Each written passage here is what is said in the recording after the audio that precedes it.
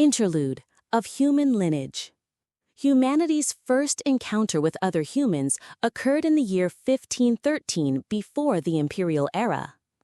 It began when an exploration vessel from Adel, the third planet of the Assiport system, visited the planet Sintana in the Jaya system. The crew of the Adelran vessel were initially ecstatic to have discovered a habitable planet, but as their investigation progressed, they found flora and fauna similar to their own, as well as life forms that looked identical to themselves. Their joy turned to astonishment when they learned that these intelligent beings were in fact humans who shared their very own genetic structure.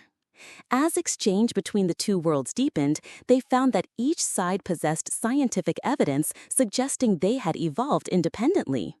Yet how could they share the same genetic structure? It was impossible for two species that evolved independently in different places to possess identical genes. This question sparked immense debate on both planets, but the most prominent explanation was the third-party theory. This theory proposed that humanity had not evolved on their respective planets at all. Instead, a third party had prepared these worlds, complete with their ecosystems, and brought humans there to prosper. As outlandish as it sounded, no other theory could account for the circumstances. As the years passed and the Adelran government's explorations continued, they encountered a second and then a third branch of humanity. Finding themselves in the exact same situation each time, the third-party theory gained more and more traction. Though there were some unfortunate encounters between human worlds, for the most part, their interactions were friendly. The technological level of each newly discovered human civilization was lower than Adel's. The government of Adel, though not without charge, provided various forms of technological aid, helping to elevate their scientific capabilities. In 1023 BIE, the Adelran government proposed the formation of the Human Galactic Alliance to the numerous human worlds it had discovered. The sole qualification for membership was to be of human lineage. The alliance's charter was loose, and with no particular reason to object, the human planets joined one after another. Time flowed on, and by the year 33 BIE, the Human Galactic Alliance had discovered a total of 151 human-inhabited planets. The locations of these worlds were not clustered together. If anything, they seemed to have been arranged in an almost uniform distribution. And, in that year, the Human Galactic Alliance encountered a branch of humanity that possessed technology superior to Adel's.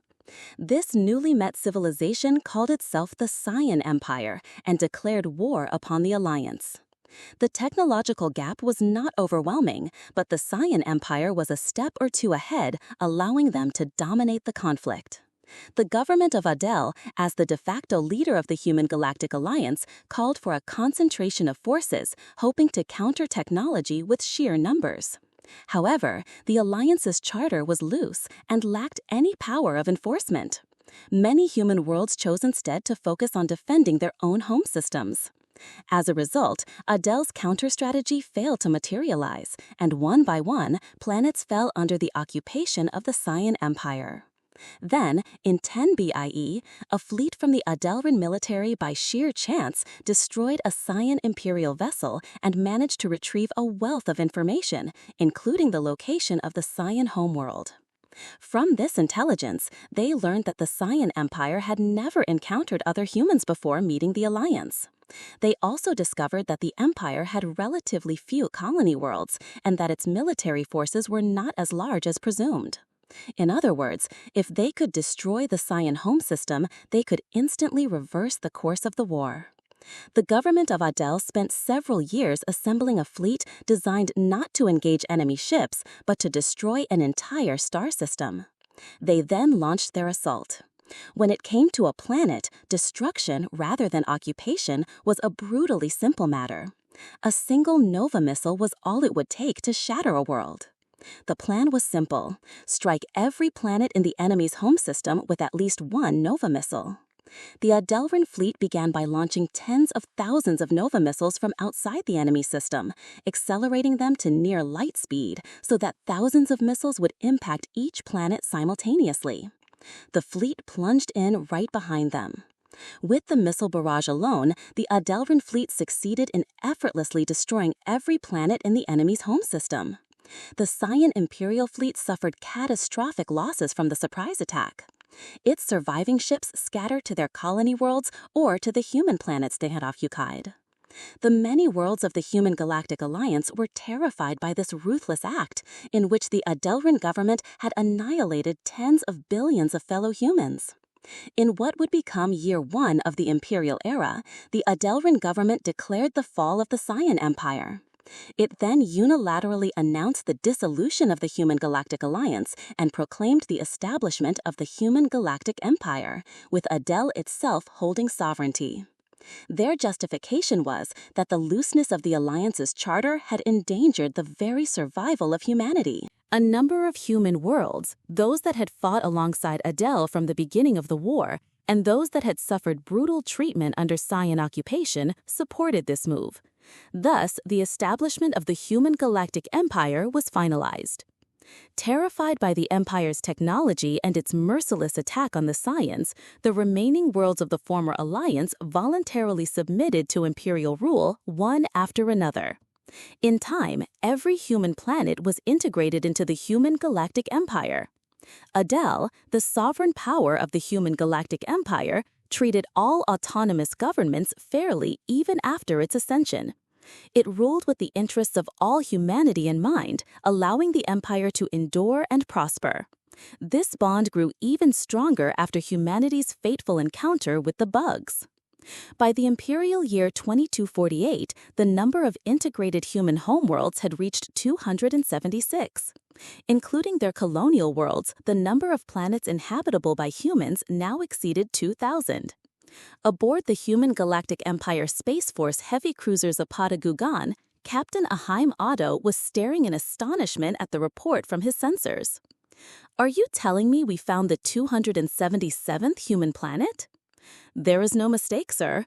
We are currently receiving a variety of radio waves originating from the planet before us. We've just finished analyzing one of them. It appears to be a primitive digital signal." An image appeared on the main screen. It showed what appeared to be a young human female, cooking. A cooking show, perhaps.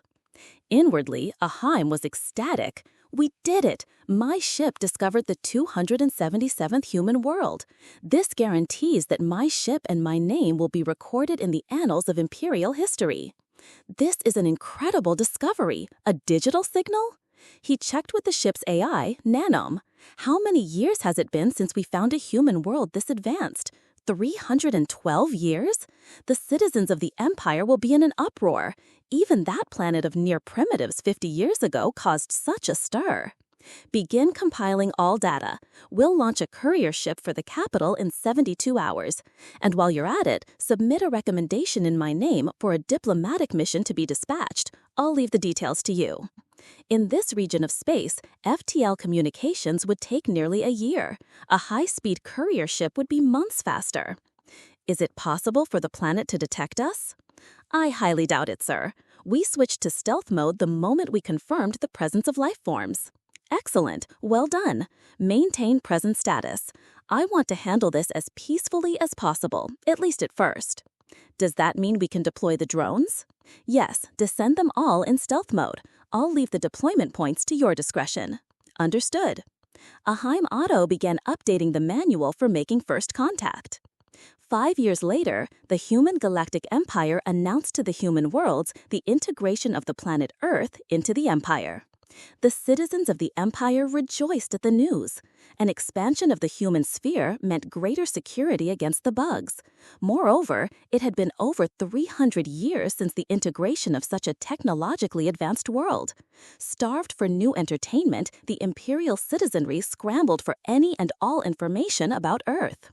Earth was designated an imperial protectorate with limited autonomy. To have those limitations lifted, it would need to meet certain standards befitting a member of the empire. These standards were wide-ranging, from technological advancement and the ability to defend against the bugs to providing a certain number of recruits for the imperial military, proportional to its population. In short, what Earth needed now was off-world currency. By imperial tradition, the means to acquire this currency were the sale of information, tourism, and trade. Even among humans with the same environment and genetic structure, the process of building a civilization differs greatly, giving rise to unique ways of thinking and unique cultures. The imperial government protected this information, selling it at a high price to other human worlds. Earth was especially rare among human planets, a world where a great diversity of races and cultures coexisted. Requests for tourism to Earth flooded in, forcing the imperial government to create a lottery for the right to visit. The odds of winning the lottery exceeded 2,000 to 1, and the tourism rights themselves were traded at exorbitant prices. The going rate for a single person's right to visit was about twice the annual income of an imperial citizen from a planet of average standing. Naturally, only a select few elites could afford both the expensive travel to a frontier planet and the high-priced tourism pass. A trip to Earth had now become a mark of the highest class, a status symbol. And what the elite desire, the masses desire. Though unable to visit, the general public competed to obtain, at the very least, rare ingredients and recipes from Earth. The imperial government, of course, placed heavy tariffs on these goods, which in turn helped Earth acquire its needed off-world currency. As information spread, the masses began to crave the latest news from Earth. The trends of Earth became the trends of the human worlds, and Earth established itself as the birthplace of fashion and culture for the entire empire.